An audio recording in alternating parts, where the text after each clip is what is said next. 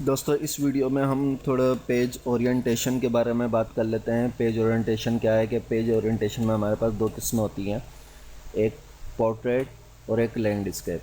Portrait ये है जो इस वक्त हमारे पास मौजूद है, यानी सफ़ा सीधा खड़ा हो। और पोर्ट्रेट में जो हम सफ़ा लिटा देते हैं विड्थ में हो जाता है, हाइट उसकी कम होती है, विड्थ ज़्यादा होती है। और पोर्ट्रेट में हाइट ज़्यादा होती है, विड्थ कम होती है। हम पेज लेआउट में आएंगे, पेज लेआउट में आके ओरिएंटेशन में आए तो यहाँ पे पोर्ट्रेट का आइकॉन है, आप देखें कि हाइट ज़्यादा है, विड्थ कम है। लैंडस्केप में विड्थ कम है, विड्थ ज़्यादा है, हाइट कम है।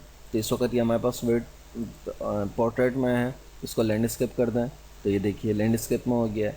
साइज़ चेंज करना हो तो यहाँ से ये, और बाय डिफ़ॉल्ट साइज़ बहुत सारे मौजूद हैं। अमूमन जो काम होता है वो A4 के ऊपर होता है। हम यहाँ से A4 सेलेक्ट कर सकते हैं, ये A4 साइज़ हो गया है। और इसके अलावा अगर हम कुछ अपनी तरफ से साइज़ बनाना चाहें तो हम यहाँ से उसका साइज़ दे सकते हैं।